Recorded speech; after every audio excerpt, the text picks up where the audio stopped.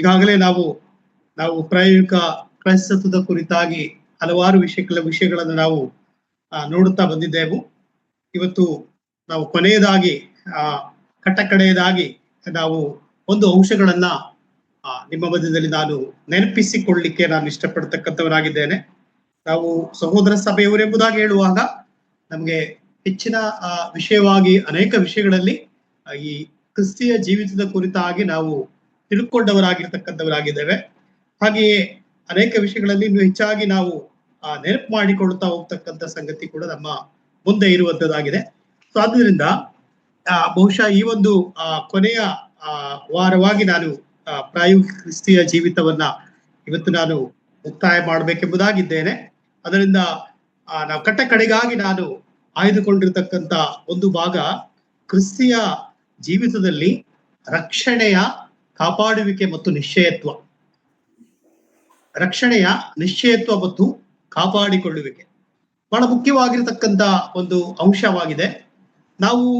ನಮಗೆ ಸ್ಪಷ್ಟವಾದ ಒಂದು ತಿಳುವಳಿಕೆ ಕರ್ತನಾದ ಯೇಸು ಕ್ರಿಸ್ತನಲ್ಲಿ ನಾವು ರಕ್ಷಿಸಲ್ಪಟ್ಟವರಾಗಿದ್ದೇವೆ ಹೇಳುವಂತ ಒಂದು ಸಂಗತಿ ನಮಗೆ ನಾವು ಸ್ವಸ್ಥ ಬೋಧನೆಯಿಂದ ನಾವು ತಿಳ್ಕೊಂಡವರಾಗಿದ್ದೇವೆ.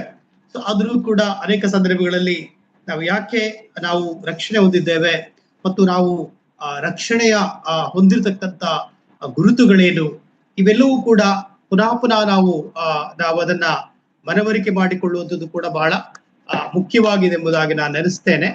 ಯಾಕೆಂದರೆ ನಾವೆಷ್ಟು ರಕ್ಷಣೆಯ ವಿಷಯದಲ್ಲಿ ನಾವು ತಿಳ್ಕೊಂಡಿದ್ರು ಕೂಡ ಅದು ಕಡಿಮೆಯಾಗಿದೆ. ನಮಗೆ ನಾವು ಪಾಸ್ಟ್ ಟೆನ್ಸ್ ಅಲ್ಲಿ ನಾವೇನಾಗಿದ್ದೇವೆ, ರಕ್ಷಣೆ ಹೊಂದಿದವರಾಗಿದ್ದೇವೆ. ಮತ್ತು ಈಗ ನಾವು ವರ್ತಮಾನ ಕಾಲದಲ್ಲಿ ರಕ್ಷಣೆ ಹೊಂದುತ್ತಾ ಇರ್ತಕ್ಕಂಥವರಾಗಿದ್ದೇವೆ ಮತ್ತು ಭವಿಷ್ಯತ್ ಕಾಲದಲ್ಲಿ ಸಂಪೂರ್ಣವಾಗಿರ್ತಕ್ಕಂಥ ಒಂದು ರಕ್ಷಣೆಗೆ ಬಂದು ನಾವು ನಿಲ್ತಕ್ಕಂಥವರಾಗಿದ್ದೇವೆ. ಅಂದರೆ ಕರ್ತನಾದ ಯೇಸು ಕ್ರಿಸ್ತನು ಮಧ್ಯಾಕಾಶಕ್ಕೆ ಬರುವ ಸಂದರ್ಭದಲ್ಲಿ ನಾವು ಸಂಪೂರ್ಣವಾಗಿ ಈ ಶರೀರ ಕೂಡ ನಾವು ಬಿಡಲ್ಪಟ್ಟ ಅನುಭವದಲ್ಲಿ ಬಂದು ನಾವು ನೋಡುವಾಗ ಮಹಿಮಾ ಶರೀರವನ್ನು ಹೊಂದಿಕೊಂಡು ಕರ್ತನ ಬಳಿಗೆ ನಾವು ಇರುವಂತ ಒಂದು ಸಂಗತಿಗೆ ನಾವು ಬಂದು ನಿಲ್ತಕ್ಕಂಥವರಾಗಿದ್ದೇವೆ. ಆದ್ರೆ ನಮ್ಮ ಜೀವನದಲ್ಲಿ ಈ ವರ್ತಮಾನ ಕಾಲದ ರಕ್ಷಣೆ, ಭವಿಷ್ಯತ್ ಕಾಲದಲ್ಲಿ ನಮಗೆ ರಕ್ಷಣೆಯಾಗಿದೆ. ಈ ರಕ್ಷಣೆ ವಿಷಯದಲ್ಲಿ ಅನೇಕರು ಕೂಡ ಅನೇಕ ಕಡೆಗಳಲ್ಲಿ ತಪ್ಪಾದ ಬೋಧನೆಗಳು ಕೂಡ ಇದೆ ಮತ್ತು ರಕ್ಷಣೆಯ ಜೀವಿತಕ್ಕೆ ಅನೇಕರು ಮಹತ್ವ ಕೊಡದೆ ಕೆಲವರು ಅದ್ಭುತಗಳ ಕಾರ್ಯಗಳಿಗೆ ಮಹತ್ವ ಕೊಟ್ಟು ಜೀವಿಸ್ತಾ ಇರುವುದನ್ನು ಕೂಡ ನಾವು ನಮ್ಮ ಸುತ್ತಮುತ್ತಲು ನಾವು ಕಾಣ್ತಾ ಇರತಕ್ಕಂಥದ್ದಾಗಿದೆ. ಸೊ ಬಹಳ ಮುಖ್ಯವಾಗಿ ಇರುವ ವಿಷಯವಾಗಿದೆ ಇದು. ಯಾಕೆಂದ್ರೆ ನಾವು ಪೌಲನು ಹೇಳುವಂತ ವಿಷಯಗಳನ್ನು ಕೂಡ ನಿಮ್ಮ ಮಧ್ಯದಲ್ಲಿ ಮುಂದುವರೆದು ನಾನು ಹೇಳಿಕೊಡ್ತಕ್ಕಂಥವರಾಗಿದ್ದೇನೆ. ಯಾಕೆಂದ್ರೆ ಪೌಲನು ತನ್ನನ್ನು ತಾನೇ ರಕ್ಷಣೆಯ ವಿಷಯದಲ್ಲಿ ಆತನು ಸ್ಪಷ್ಟೀಕರಣ ಕೊಟ್ಟಿಕೊಂಡಿದ್ದಾನೆ, ಆತನು ಕೊಟ್ಟಿರುವುದನ್ನು ನಾವು ನೋಡ್ತಕ್ಕಂಥವರಾಗಿದ್ದೇವೆ. ಇವತ್ತು ವಿಶ್ವಾಸಿಗಳಾಗಿರ್ತಕ್ಕಂಥ ನಾವುಗಳು ಕೂಡ ನಾವು ರಕ್ಷಣೆಯ ಮಾರ್ಗದಲ್ಲಿ ಇರತಕ್ಕಂಥದನ್ನ ನಾವು ಸ್ಪಷ್ಟೀಕರಿಸಿಕೊಂಡು ಮುಂದೆ ಹೋಗ್ತಕ್ಕಂಥ ಒಂದು ಜೀವಿತ ಇದಾಗಿದೆ ಕ್ರಿಸ್ತಿಯ ಜೀವಿತ. ಬಹಳ ಮುಖ್ಯವಾಗಿರ್ತಕ್ಕಂಥ ಮೈಲಿಗಲ್ಲು.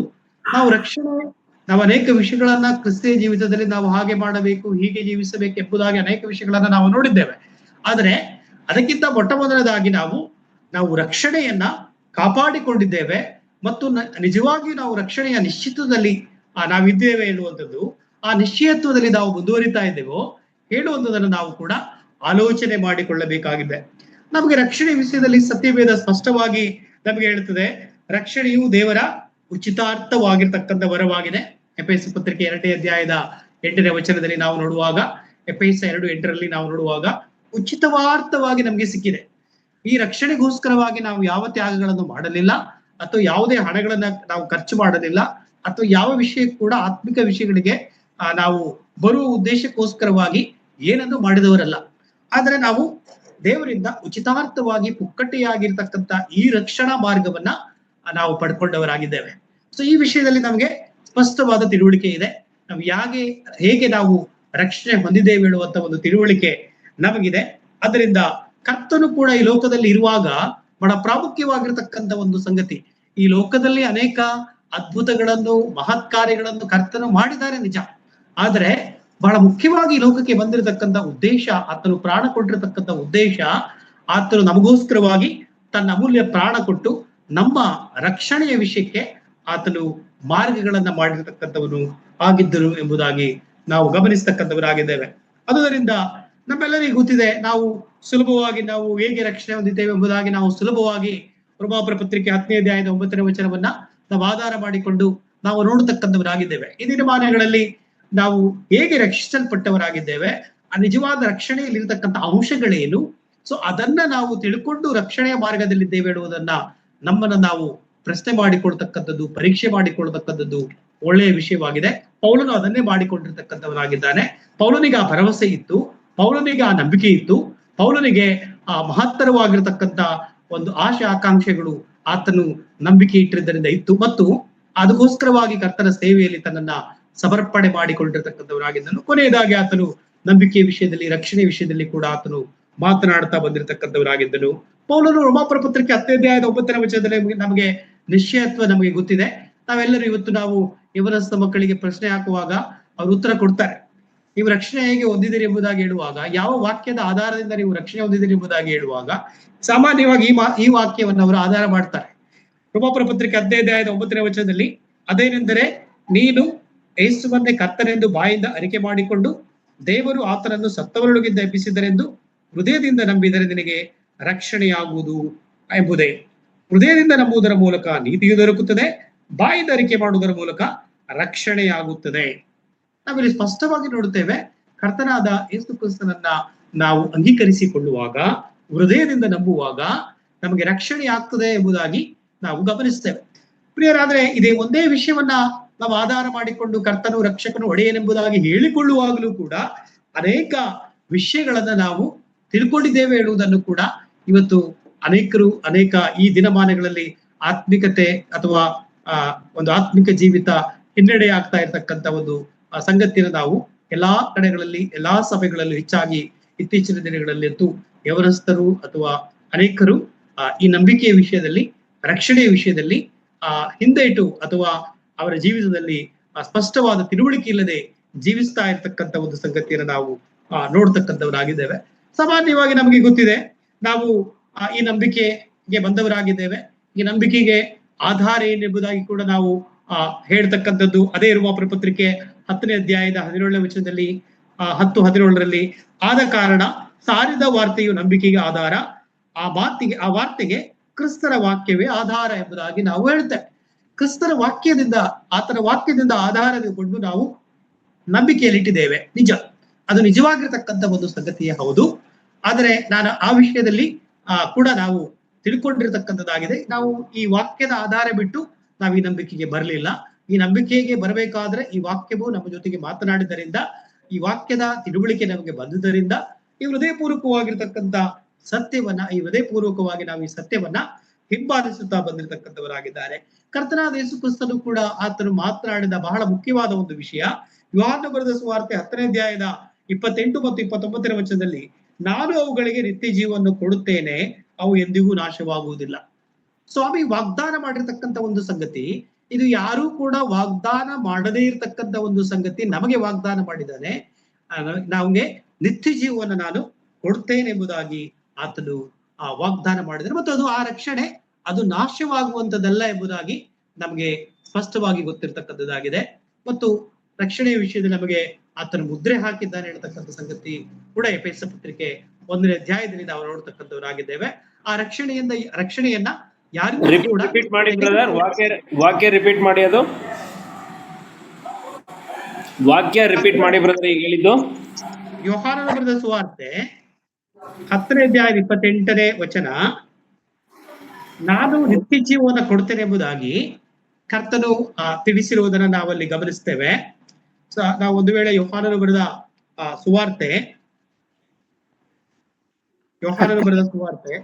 10ನೇ ಅಧ್ಯಾಯ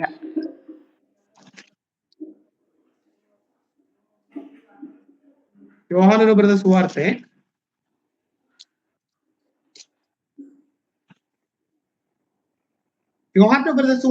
10ನೇ ಅಧ್ಯಾಯದ 28ನೇ ವಚನದಲ್ಲಿ, ನಾನು ಅವುಗಳಿಗೆ ನಿತ್ಯ ಜೀವನ ಕೊಡುತ್ತೇನೆ, ಅವು ಎಂದಿಗೂ ನಾಶವಾಗುವುದೇ ಇಲ್ಲ, ಅವುಗಳನ್ನ ಯಾರೂ ನನ್ನ ಕೈಗಳಿಂದ ಕಸಗೊಳ್ಳರು.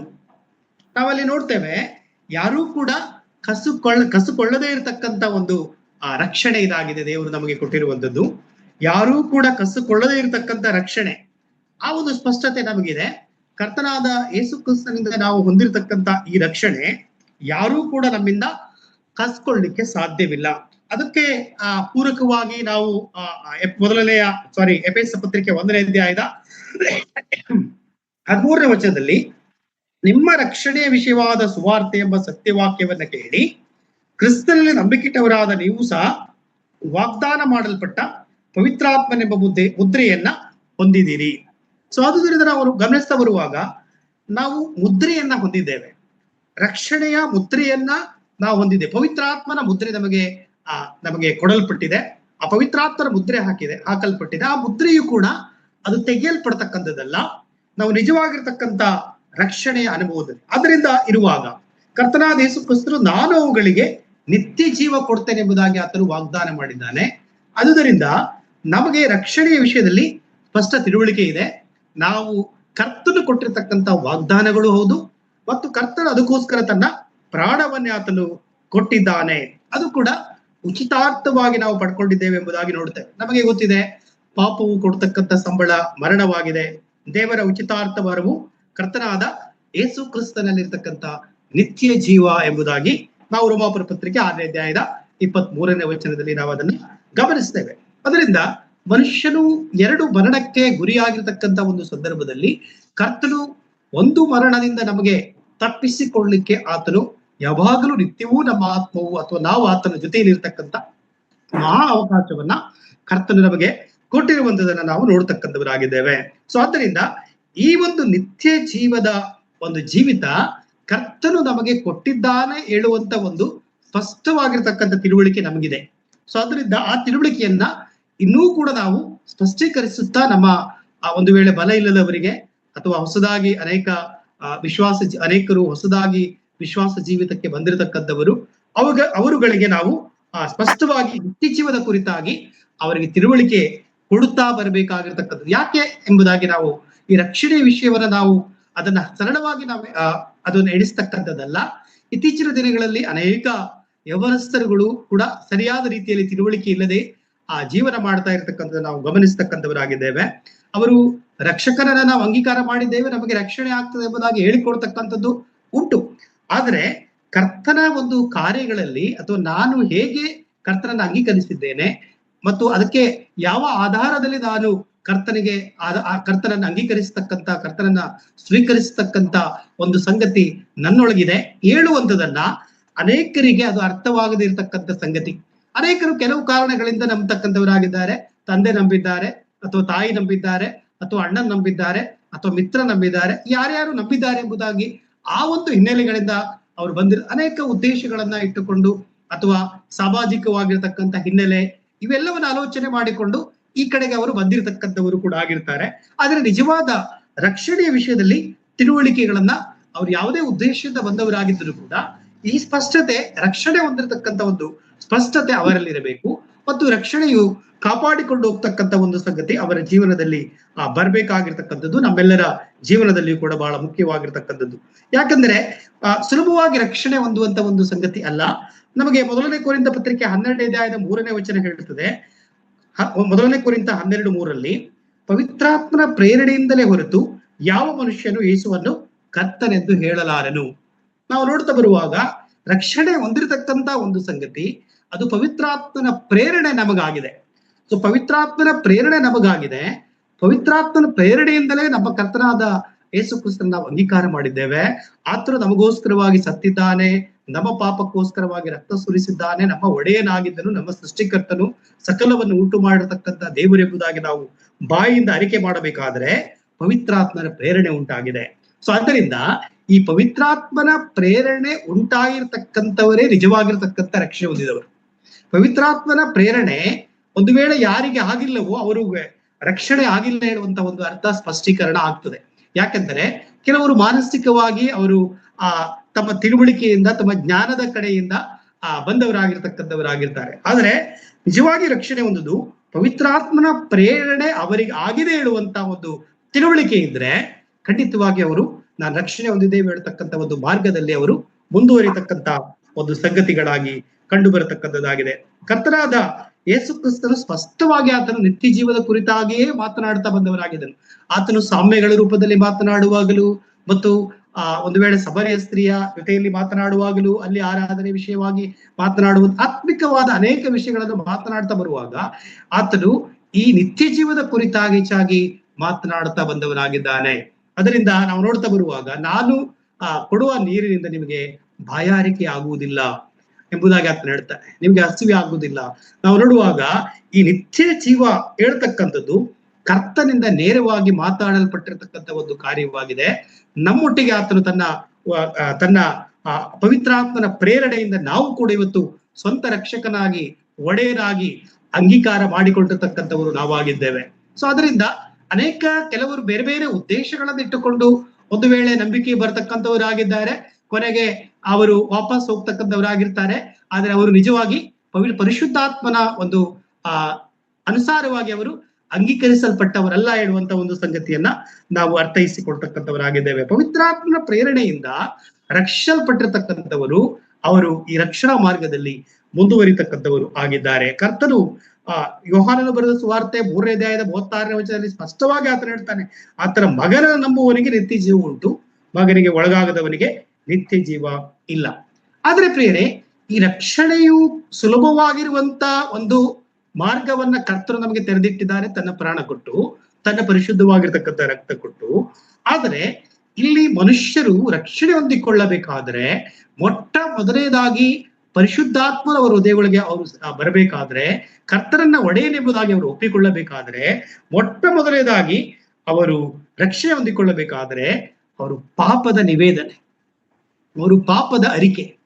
ಅದಕ್ಕೆ ನಮಗೆ 1 ಯೋಹಾನನ ಪತ್ರಿಕೆ 1ನೇ ಅಧ್ಯಾಯದ 9ನೇ ವಚನ ನಮಗೆ ಸ್ಪಷ್ಟವಾಗಿ, ಅದು ವಿಶ್ವಾಸಿಗಳಿಗೂ ಸಹಿತ ಹೌದು, ಇನ್ನು ಹೊಸದಾಗಿ ನಂಬಿಕೆ ಇಡ್ತಕ್ಕಂಥವ್ರಿಗೂ ಪಾಪವನ್ನ ಒಪ್ಪಿಕೊಂಡು ಅರಿಕೆ ಮಾಡಿ ಅವ್ರು ಏನ್ ಮಾಡ್ಬೇಕಾಗಿದೆ, ಬರುವಾಗ ದೇವರವರನ್ನ ಕ್ಷಮಿಸ್ತಾನೆ ಹೇಳುವಂತ ಒಂದು ಸಂಗತಿಯನ್ನು ನಾವು ನೋಡ್ತೇವೆ.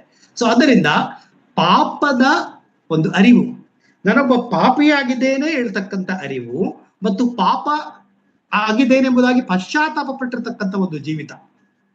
ಈ ಪಶ್ಚಾತ್ತಾಪ ಪಟ್ಟಿರ್ತಕ್ಕಂಥ ಒಂದು ಜೀವಿತದಲ್ಲಿ ನಾನು ಇದ್ದೇನೆ ಇರುವಾಗ ನಿಜವಾಗಿ ರಕ್ಷಣೆ ಹೊಂದಿದ್ದೇನೆ ಎಂಬುದಾಗಿ ಅರ್ಥ.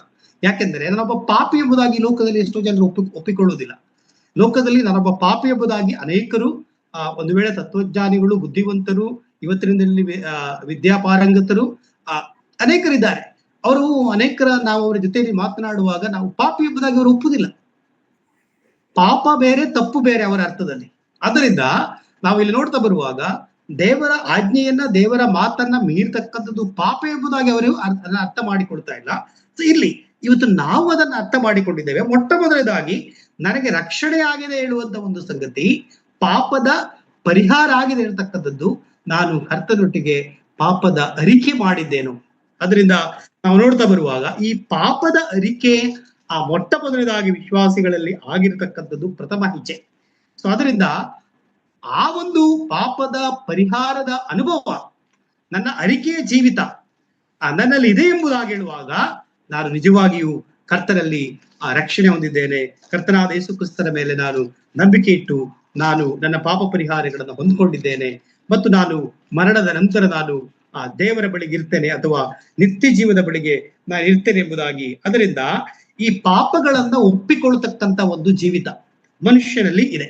ಸೊ ಅದು ನಮ್ಮಂತ ವಿಶ್ವಾಸಿಗಳಲ್ಲಿ ರಕ್ಷಣೆ ಹೊಂದಿದವರ ಆದ ನಮ್ಮ ಜೀವಿತದಲ್ಲಿ ಖಂಡಿತವಾಗಿ ಅದು ಪ್ರಥಮ ಹೆಜ್ಜೆಯಾಗಿದೆ. ಮತ್ತು ವಿಶ್ವಾಸ ಜೀವಿತದಲ್ಲಿ ಕೂಡ ನಾವು ಈ ನಂಬಿಕೆ ಜೀವಿತದಲ್ಲಿ ತಪ್ಪುಗಳನ್ನ ಅಥವಾ ಪಾಪಗಳನ್ನ ಮಾಡುವಾಗಲೂ ಕೂಡ ನಮಗೆ ಆ ಒಂದು ಪಾಪದ ನಿವೇದನೆ, ಆ ಒಂದು ಪಾಪವನ್ನು ನಾವು ಕರ್ತನಲ್ಲಿ ಅರಿಕೆ ಮಾಡತಕ್ಕಂಥದ್ದು, ನಮ್ಮ ತಪ್ಪುಗಳನ್ನ ಒಪ್ಪಿಕೊಳ್ಳುವಂಥದ್ದು, ಇದು ಕೂಡ ನಾವು ಅಲ್ಲಿ ನಮ್ಮ ಕರ್ತನ ನಂಬಿಕಸ್ಥರಾಗಿರುವುದರಿಂದ, ನೀತಿವಂತರಾಗಿರುವುದರಿಂದ ನಮ್ಮ ಪಾಪಗಳನ್ನ ಕ್ಷಮಿಸಿಬಿಟ್ಟು ಸಕಲ ರೀತಿಯನ್ನ ಪರಿಹರಿಸಿ ನಮ್ಮನ್ನ ಶುದ್ಧಿ ಮಾಡುವನು.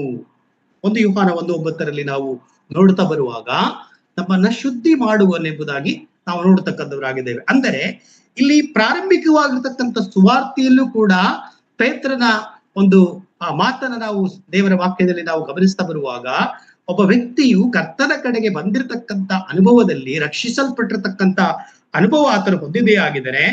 ಆತನು ಪೇತ್ರನೊಂದು ಮಾತು ಹೇಳ್ತಾನೆ, ಅಪೊಸ್ತಲ ಕೃತ್ಯ 2ನೇ ಅಧ್ಯಾಯದ 37ನೇ ವಚನದಲ್ಲಿ ನಿಮ್ಮ ಪಾಪ ಪರಿಹಾರವಾಗಿ ನೀವು ಪಾಪ ಪರಿಹಾರ ಆಗಬೇಕಾದ್ರೆ ನೀವು ಪ್ರತಿಯೊಬ್ಬರು ದೇವರ ಕಡೆಗೆ ತಿರುಗಿಕೊಳ್ಳಬೇಕು.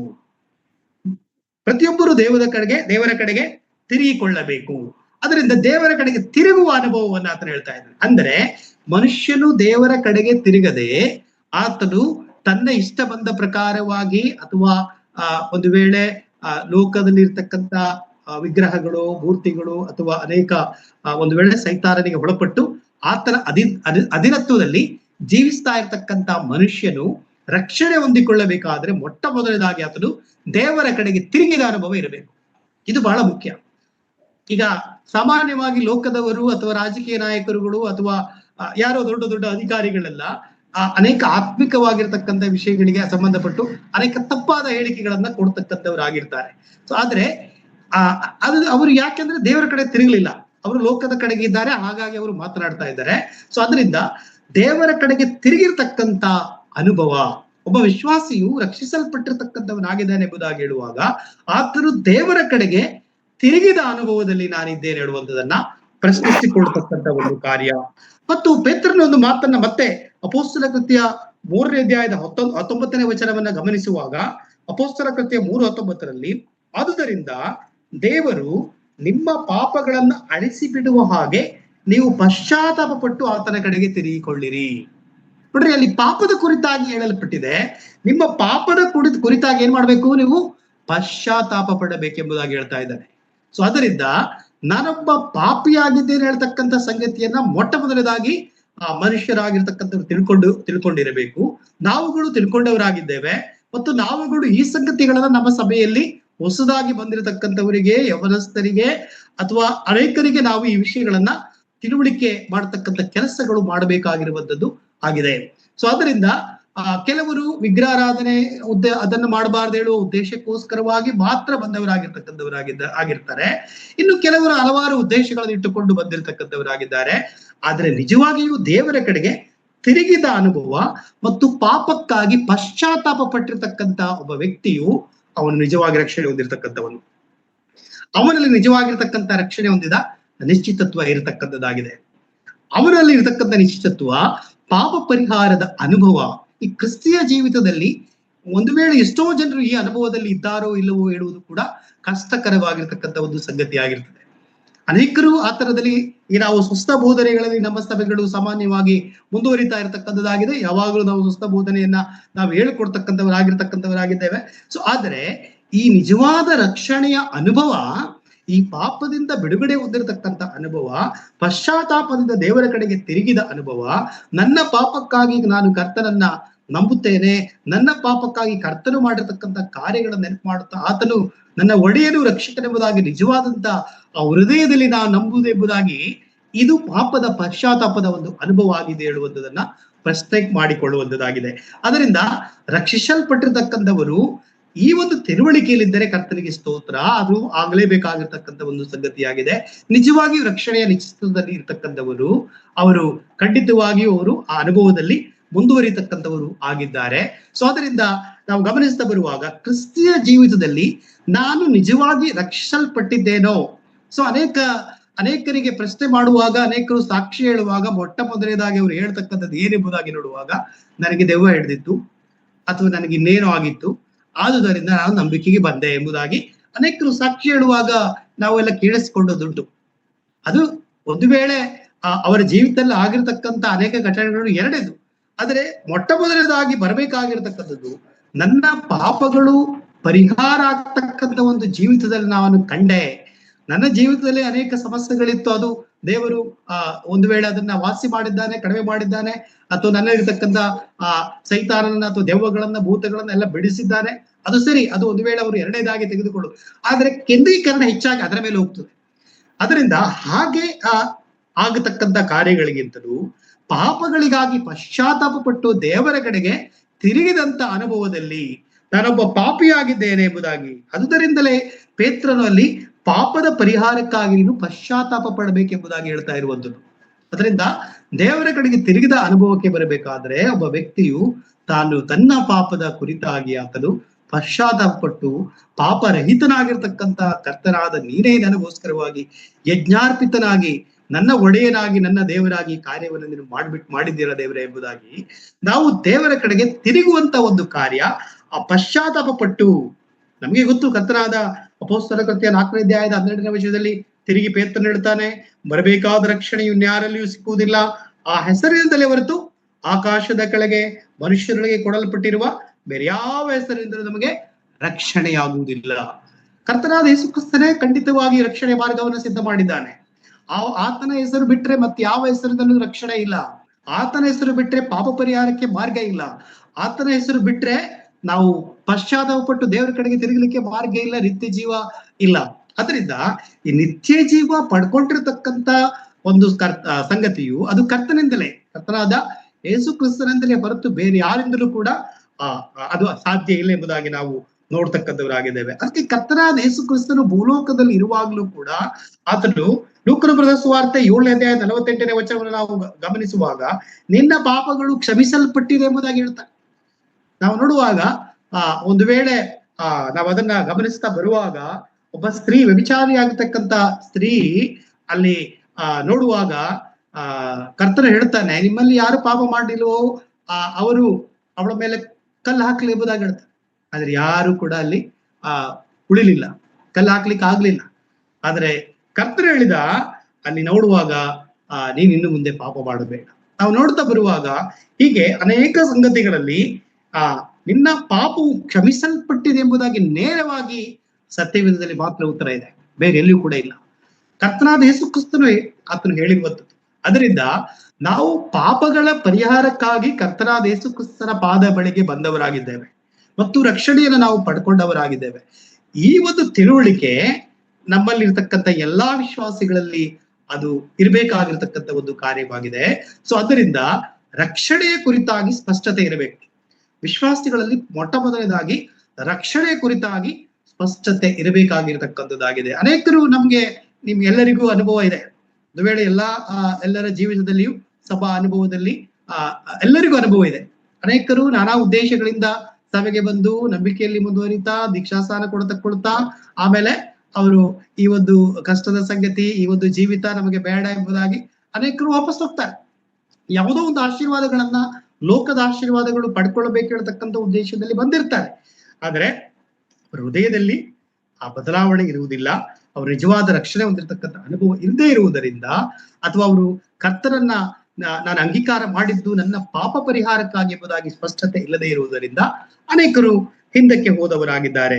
ಸೊ ಆದ್ದರಿಂದ ನಾವು ನೋಡುವಾಗ ಇವತ್ತು ಕರ್ತನ ಭಕ್ತರಾಗಿರ್ತಕ್ಕಂಥ ನಾವುಗಳು ಶಿಲುಬೆಯ ವಿಷಯದಲ್ಲಿ, ಶಿಲುಬೆಯ ಮಾರ್ಗವನ್ನ ನಾವು ತಿಳ್ಕೊಂಡು ರಕ್ಷಿಸಲ್ಪಟ್ಟಿರ್ತಕ್ಕಂಥವರು ನಾವುಗಳಾಗಿದ್ದೇವೆ.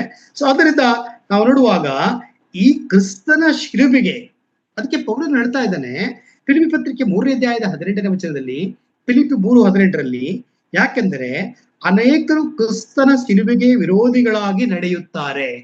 ಫಿಲಿಪ್ಪಿ ಸಭೆಗೆ ಪೌಲನು ಹೇಳುವಂಥದ್ದು ನಾವು ನೋಡ್ತಕ್ಕಂಥವರಾಗಿದ್ದೇವೆ. ನಾವು ರಕ್ಷಣೆಯ ಮಾರ್ಗದಲ್ಲಿ ಇರ್ತಕ್ಕಂಥವರಾಗಿದ್ದೇವೆ. ನಾವು ಈ ಸತ್ಯವನ್ನ ಹಿಂಬಾಲಿಸ್ತಕ್ಕಂಥವರಾಗಿದ್ದೇವೆ. ಈ ಶಿಲುಬೆಯ ವಿರೋಧಿಗಳಾಗಿ, ಶಿಲುಬೆಗೆ ವಿರುದ್ಧವಾಗಿ, ಈ ಒಂದು ಜೀವಿತಕ್ಕೆ ವಿರುದ್ಧವಾಗಿ ಅನೇಕರು ನಡ್ಕೊಂಡು ಹೋಗ್ತಕ್ಕಂಥ ಒಂದು ಸಂಗತಿ. ಆದ್ದರಿಂದ ಪ್ರಿಯರೇ, ಇದು ನಮ್ಮನ್ನು ನಾವು ಪ್ರಶ್ನಿಸಿಕೊಳ್ತಕ್ಕಂಥ ಒಂದು ಸಂಗತಿ ಕೂಡ ಇದೆ. ಕ್ರಿಸ್ತನ ಶಿಲುಬೆಯ ವಿಷಯವಾಗಿ ಅದರ ವಿರುದ್ಧವಾಗಿ ನಾವು ಕಾರ್ಯ ಮಾಡತಕ್ಕಂಥ ಒಂದು ಜೀವಿತ ಅಲ್ಲ. ಯಾಕೆಂದ್ರೆ ನಾವು ರಕ್ಷಣಾ ಮಾರ್ಗದಲ್ಲಿ ಇರ್ತಕ್ಕಂಥವರಾಗಿದ್ದೇವೆ. ಕರ್ತನು ನಮಗೆ ರಕ್ಷಣೆ ಕೊಟ್ಟಿರ್ತಕ್ಕಂಥವನಾಗಿದ್ದಾನೆ. ಈ ರಕ್ಷಣಾ ಮಾರ್ಗವನ್ನು ನಾವು ಹಿಂಬಾಲಿಸಿಕೊಂಡು ಹೋಗ್ತಕ್ಕಂಥ ನಮಗೆ ನಾವು ಮಾಡಬೇಕಾಗಿರ್ತಕ್ಕಂಥದ್ದು, ನಾವು ರಕ್ಷಣೆಯ ವಿಷಯದಲ್ಲಿ ಅಥವಾ ಶಿಲುಬೆಯ ವಿಷಯಕ್ಕೆ ವಿರೋಧಿಯಾಗಿ ನಡ್ಕೊಳ್ತಕ್ಕಂಥ ಒಂದು ಕಾರ್ಯಗಳನ್ನ ವಿಶ್ವಾಸಿಗಳಾಗಿರ್ತಕ್ಕಂಥ ನಾವುಗಳು ಮಾಡಬಾರದು. ಯಾಕೆಂದರೆ ಅದನ್ನೇ ಪೌಲನು ತಿಳಿಸ್ತಾ ಇರುವುದನ್ನು ನಾವಲ್ಲಿ ಗಮನಿಸ್ತಕ್ಕಂಥವರಾಗಿದ್ದೇವೆ. ಪೌಲನು ಕೊರಿಂಥ ಸಭೆಗೂ ಕೂಡ ಹೇಳ್ತಾ ಇದ್ದಾರೆ. ಯಾಕೆಂದ್ರೆ ಕೊರಿಂಥ ಸಭೆಯಲ್ಲಿ ಕೂಡ ವಿಶ್ವಾಸಿಗಳಿದ್ರಲ್ವಾ. ಅದಕ್ಕೆ 2 ಕೊರಿಂಥ 13ನೇ ಅಧ್ಯಾಯದ 5ನೇ ವಚನದಲ್ಲಿ ಆತನು ಹೇಳ್ತಕ್ಕಂಥವರಾಗಿದ್ದಾನೆ, ಕ್ರಿಸ್ತ ನಂಬಿಕೆಯಲ್ಲಿ ಇದ್ದೀರೋ ಇಲ್ಲವೆಂಬುದನ್ನ ನಿಮ್ಮನ್ನು ನೀವೇ ಪರೀಕ್ಷಿಸಿಕೊಳ್ಳಿರಿ. ನೋಡ್ರಿ, ಕ್ರಿಸ್ತ ನಂಬಿಕೆಯಲ್ಲಿ ನಾವು ರಕ್ಷಣೆ ಹೊಂದಿದವರು ಎಂಬುದಾಗಿ ಹೇಳುವಾಗ ರಕ್ಷಣೆ ಹೊಂದಿದ ಮಾರ್ಗದಲ್ಲಿ ಇದ್ದೇವೋ ಹೇಳುವಂಥದ್ದು, ಈ ನಂಬಿಕೆಯ ಜೀವಿತದಲ್ಲಿ ಇದ್ದೇವೋ ಇಲ್ಲವೋ ಹೇಳತಕ್ಕಂಥದ್ದನ್ನ ಪರೀಕ್ಷೆ ಮಾಡಿಕೊಳ್ಳಬೇಕೆಂಬುದಾಗಿ ಪೌಲನು ಕೊರಿಂಥ ಸಭೆಗೆ ಹೇಳ್ತಾ ಇದ್ದಾನೆ. ಆದುದರಿಂದ ಅನೇಕರು ಈ ದಿನಗಳಲ್ಲಿ ಎಲ್ಲ ಸಭೆಗಳಲ್ಲಿಯೂ ಅದನ್ನ ಪರೀಕ್ಷೆ ಮಾಡಿಕೊಳ್ಬೇಕಾಗಿರತಕ್ಕಂಥ ಒಂದು ಸಂಗತಿ ಇದೆ. ಪೌಲನು ಸುಮ್ಮನೆ ಅಥವಾ ದೇವರಾತ್ಮನು ನಮಗೋಸ್ಕರವಾಗಿ, ನಮ್ಮೆಲ್ಲರಿಗೋಸ್ಕರವಾಗಿ ಬರೆಸಲ್ಪಟ್ಟು ಕೇವಲ ಕೊರಿಂಥ ಸಭೆಗೆ ಮಾತ್ರ ಅದನ್ನ ಬರೆದಿಲ್ಲ.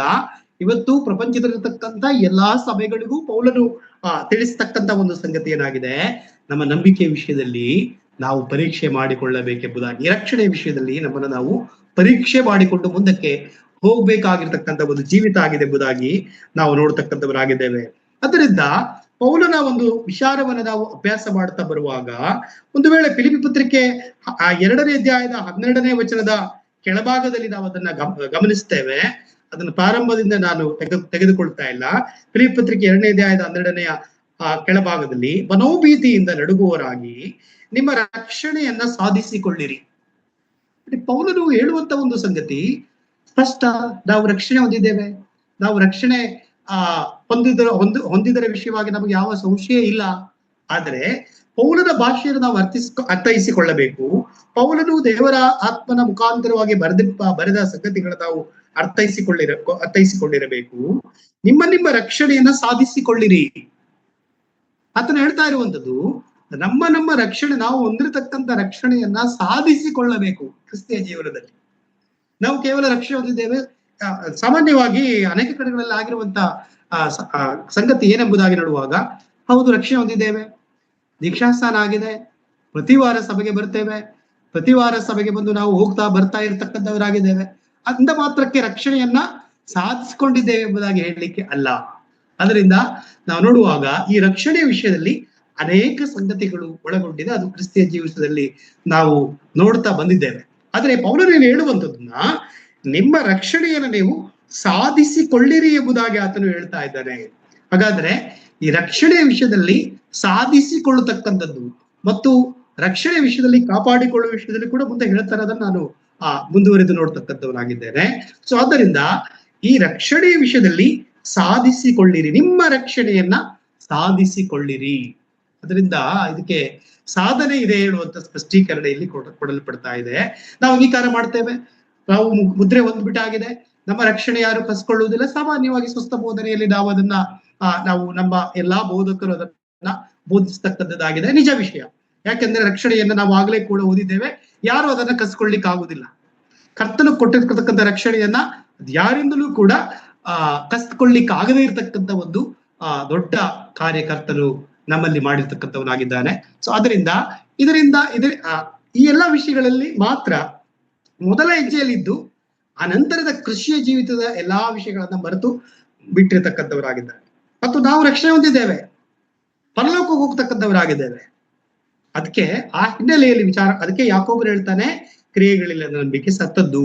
ರಕ್ಷಣೆ ಹೊಂದಿದ ಮೇಲೆ ಕ್ರಿಯೆಗಳು ಪ್ರಾರಂಭಿಸಲ್ಪಡ್ತಕ್ಕಂಥದ್ದಾಗಿದೆ. ಅದುವೇ ಪೌಲನು ಹೇಳ್ತಾ ಇರುವುದು, ನೀವು ಸಾಧಿಸಿಕೊಳ್ಳಿರಿ ಎಂಬುದಾಗಿ.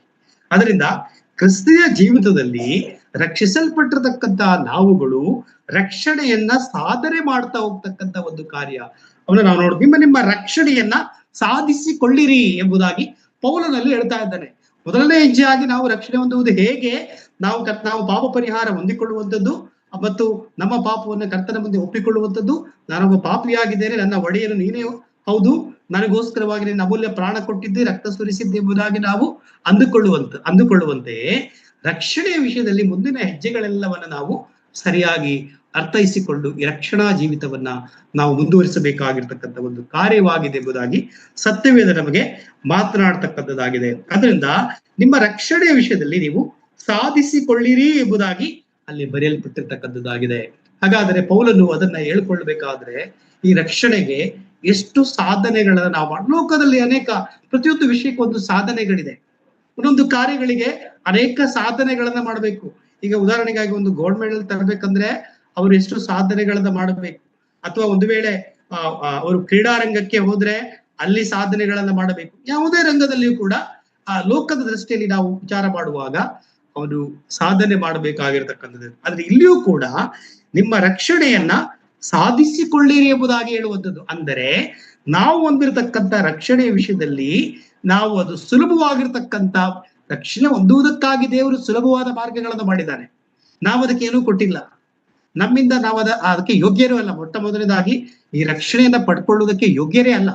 ಆದ್ರೆ ಯೋಗ್ಯರಾಗಿ ದೇವರು ನಮ್ಮನ್ನ ಮಾಡಿದ್ದಾನೆ. ಈ ಯೋಗ್ಯರಾದ ನಮ್ಮನ್ನ ಮಾಡಿರುವಾಗ ಆ ರಕ್ಷಣೆಯನ್ನ ಸಾಧಿಸಿಕೊಳ್ಳತಕ್ಕಂತ ಒಂದು ಕಾರ್ಯ ನಮ್ಮ ಮೇಲೆ ದೇವರಿಟ್ಟಿದ್ದಾನೆ.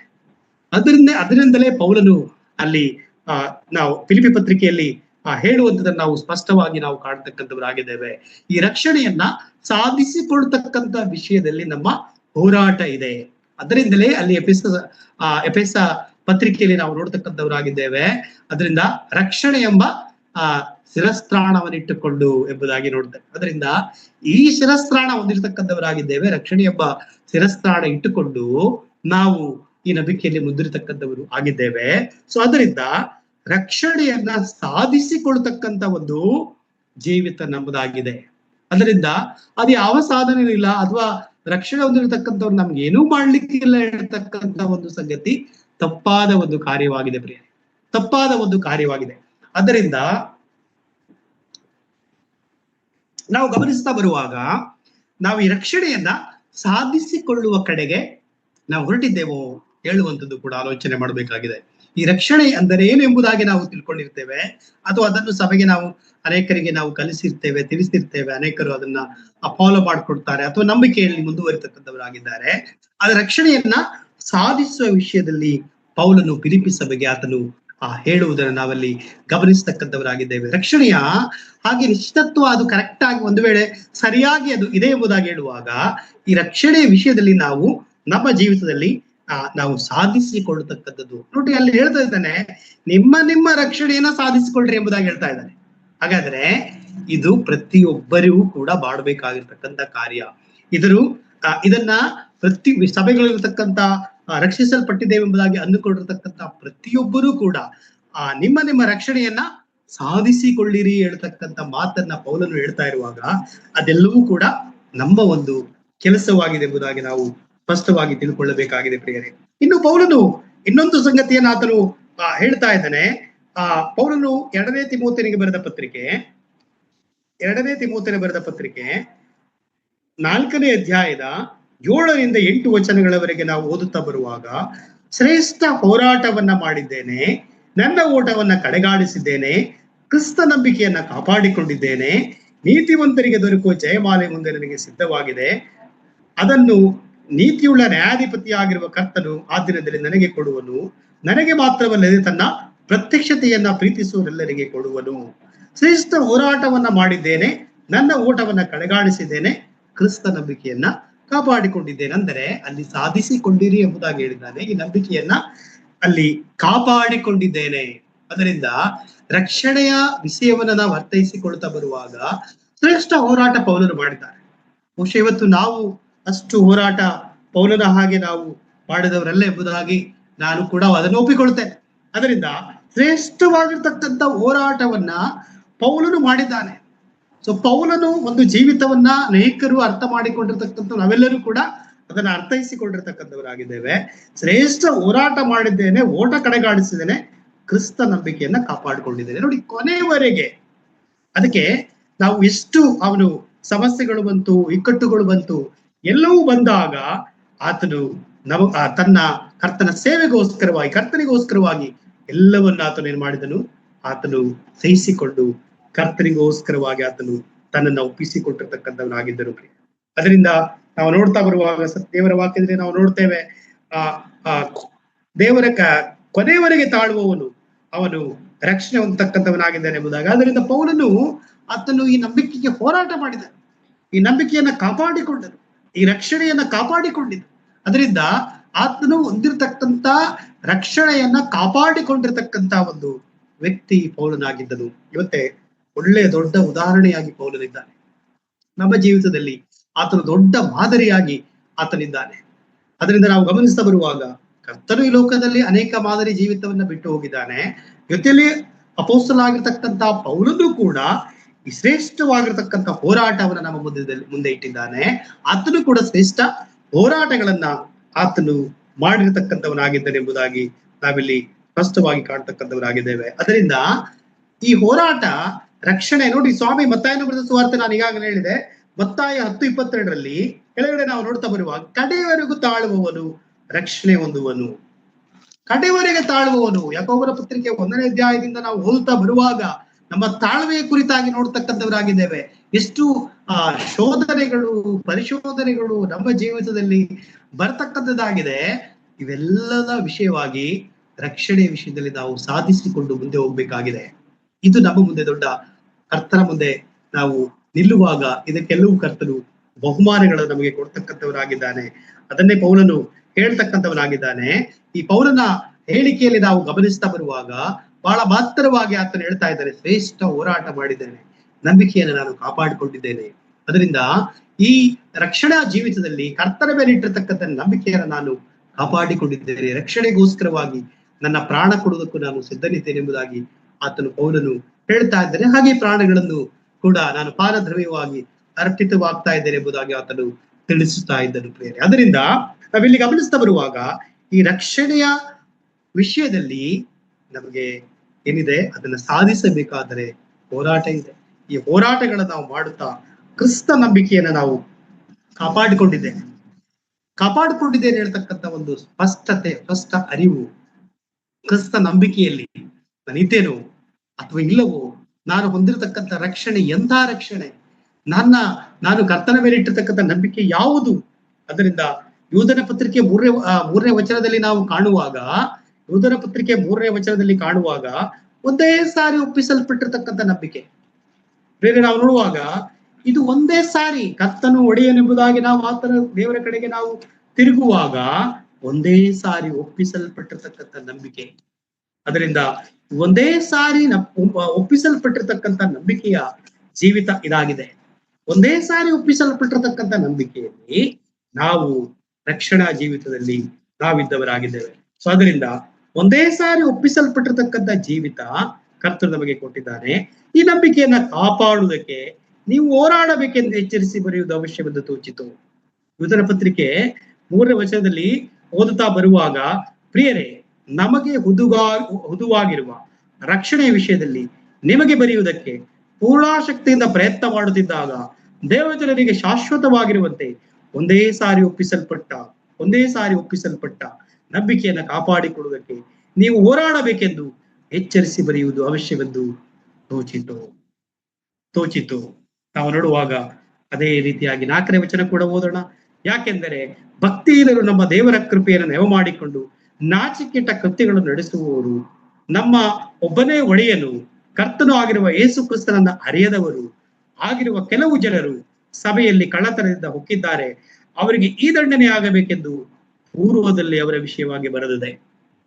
ನಾವು ನೋಡುವಾಗ ಪ್ರಿಯರೇ, ನಮಗೆ ಉದುವಾಗಿರುವ ರಕ್ಷಣೆಯ ವಿಷಯದಲ್ಲಿ ನಿಮಗೆ ಬರೆಯತಕ್ಕಂಥದ್ದು, ನಮಗೆ ಉದುವಾಗಿರ್ತಕ್ಕಂಥ ರಕ್ಷಣೆಯ ವಿಷಯದಲ್ಲಿ ನಮಗೆ ದೇವರು ಇಲ್ಲಿ ತಿಳಿಸ್ತಾ ಇದ್ದಾನೆ. ಒಂದೇ ಸಾರಿ ಒಪ್ಪಿಸಲ್ಪಟ್ಟಿರ್ತಕ್ಕಂಥ ನಂಬಿಕೆಯನ್ನ ಕಾಪಾಡಿಕೊಳ್ಳಬೇಕಾದರೆ ಹೋರಾಟ ಇದೆ ಎಂಬುದಾಗಿ ನಾವು ಗಮನಿಸ್ತಕ್ಕಂಥವರಾಗಿದ್ದಾರೆ. ಭಕ್ತಿಹೀನರು ದೇವರ ಕೃಪೆಯನ್ನು ನೆವ ಮಾಡಿಕೊಂಡು ಅವರು ಸಭೆಗೊಳಗಡೆ ಅವ್ರು ಹೋಗ್ತಕ್ಕಂಥವರಾಗಿದ್ದಾರೆ ಎಂಬುದಾಗಿ ನೋಡ್ತಕ್ಕಂಥವರಾಗಿದೆ. ಅಂದರೆ ನಾವು ನೋಡ್ತಾ ಬರುವಾಗ ನಿಜವಾಗಿಯೂ ರಕ್ಷಿಸಲ್ಪಟ್ಟಿರ್ತಕ್ಕಂಥ ಆ ಒಂದು ಕರ್ತನ ಭಕ್ತರಾದ ನಾವುಗಳು ಕರ್ತನ ಸಭೆಯಲ್ಲಿದ್ದೇವೆ. ಇನ್ನು ಅನೇಕ ಕಡೆಗಳಲ್ಲಿ ಒಂದು ವೇಳೆ ಅದನ್ನ ನೆವ ಮಾಡಿಕೊಂಡು ರಕ್ಷಣೆ ಹೊಂದಿರತಕ್ಕಂಥ ಅನುಭವ ಇಲ್ಲದೆ, ರಕ್ಷಣೆಯ ಜೀವಿತ ಇಲ್ಲದೆ ಅವರು ಇರುವುದನ್ನು ನಾವು ಗಮನಿಸ್ತಕ್ಕಂಥವರು ಆಗಿದ್ದೇವೆ. ಸತ್ಯವೇದ ಮಾತನಾಡ್ತಕ್ಕಂಥದ್ದು ಒಂದೇ ಸಾರಿ ಒಪ್ಪಿಸಲ್ಪಟ್ಟ ನಂಬಿಕೆಗೆ ನಮಗೆ ಹೋರಾಟ ಮಾಡುವುದು, ನಮಗೆ ಉದುವಾಗಿರ್ತಕ್ಕಂಥ ರಕ್ಷಣೆಯ ವಿಷಯದಲ್ಲಿ ನಾವು ನಮಗೆ ಉದುವಾಗಿರ್ತಕ್ಕಂಥ ರಕ್ಷಣೆ ಅದು ಸುಲಭವಾಗಿರ್ತಕ್ಕಂಥದ್ದಲ್ಲ, ಹೋರಾಟದಿಂದ ಕೂಡಿರ್ತಕ್ಕಂಥದ್ದಾಗಿದೆ. ಈ ಹೋರಾಟ ಮಾಡಬೇಕಾಗಿರ್ತಕ್ಕಂಥ ಒಂದು ಜೀವಿತ ನಮಗಿದೆ. ಸೊ ಆದ್ದರಿಂದ ಇದನ್ನೇ ಪೌಲನು ಹೇಳುವಂಥದ್ದು. ಪೌಲನ ಜೀವಿತದಲ್ಲಿ ಶ್ರೇಷ್ಠ ಹೋರಾಟ ನಾನು ಮಾಡಿದ್ದೇನೆ ಎಂಬುದಾಗಿ ಹೇಳುವುದಕ್ಕೆ ಕಾರಣವೇನೆಂದರೆ, ಆತನು ಕರ್ತನಿಗಾಗಿ ತನ್ನ ಕೊನೆಯ ಪ್ರಾಣ ಇರುವವರೆಗೂ ಆತನು ತನ್ನ ಕರ್ತನಿಗೆ ಒಪ್ಪಿಸಿಕೊಟ್ಟಿರ್ತಕ್ಕಂಥದ್ದು. ಆತನಿಗೆ ಗೊತ್ತಿದ್ರೂ ಕೂಡ ತನ್ನ ಪ್ರಾಣ ಅರ್ಪಿಸುವುದಕ್ಕೆ ಕರ್ತನಿಗಾಗಿ ಆತನು ಮುಂದೆ ಆಗಿದ್ದರು ಪ್ರಿಯರೇ. ಆದ್ದರಿಂದ ಇವತ್ತು ನಮ್ಮ ಮೇಲೆ ಇರತಕ್ಕಂಥ ಒಂದು ಕಾರ್ಯವನ್ನು ನಾವು ಆಲೋಚನೆ ಮಾಡ್ತಾ ಬರುವಾಗ ಈ ರಕ್ಷಣೆಯನ್ನ ಕಾಪಾಡಿಕೊಳ್ಳಬೇಕಾಗಿರುವಂತದ್ದಾಗಿದೆ.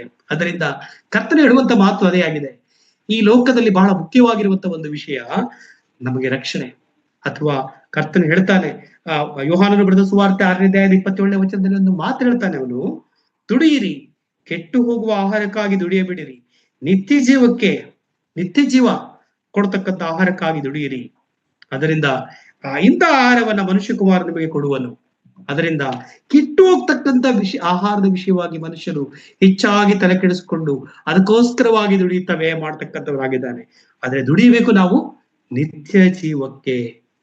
ನಿತ್ಯ ಜೀವದ ವಿಷಯಕ್ಕಾಗಿ ನಾವು ಹೆಚ್ಚಾಗಿ ದುಡಿಯಬೇಕೆಂಬುದಾಗಿ ಸತ್ಯವೇದ ನಮ್ಮ ಜೊತೆಯಲ್ಲಿ ಮಾತನಾಡ್ತಕ್ಕಂಥದ್ದಾಗಿದೆ. ಪ್ರಿಯರೇ, ಸತ್ಯವೇದ ನಮ್ಮ ಜೊತೆಯಲ್ಲಿ ಮಾತನಾಡ್ತಕ್ಕಂಥದ್ದಾಗಿದೆ.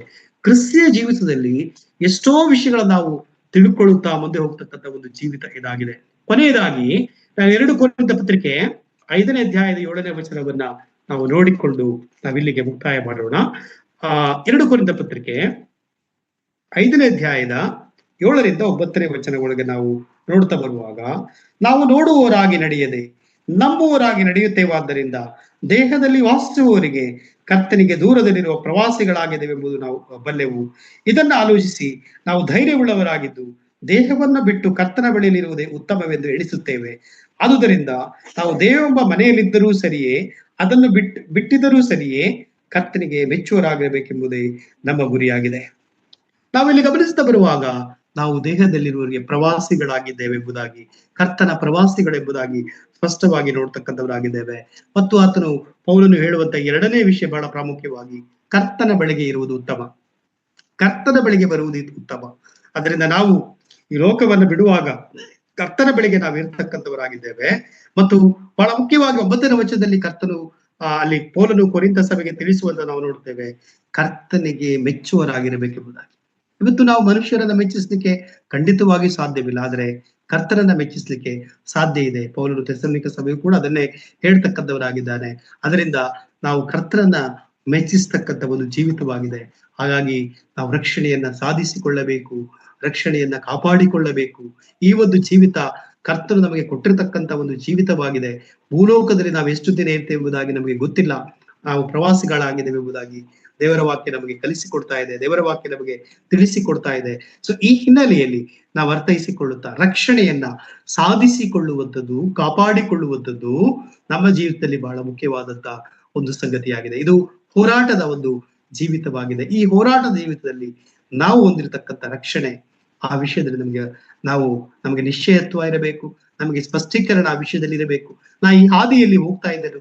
ಪೌಲನು ತೋರಿಸಿರ್ತಕ್ಕಂಥ ದಾರಿ ನಮಗಿದೆ, ಕರ್ತನಾದ ಯೇಸು ಕ್ರಿಸ್ತನು ತೋರಿಸಿರ್ತಕ್ಕಂಥ ದಾರಿ, ಪೌಲನು ಹಾಕಿಕೊಟ್ಟಿರ್ತಕ್ಕಂಥ ಆತನು ನಡ್ಕೊಂಡು ಬಂದಿರತಕ್ಕಂಥ ರೀತಿ, ಇವೆಲ್ಲವನ್ನ ನಾವು ಅರ್ಥೈಸಿಕೊಳ್ಳುತ್ತಾ ನಾವು ನಮ್ಮ ಈ ರಕ್ಷಣೆಯನ್ನ ಸಾಧಿಸಿಕೊಳ್ಳೋಣ, ಈ ರಕ್ಷಣೆಯನ್ನ ಕಾಪಾಡಿಕೊಳ್ಳೋಣ.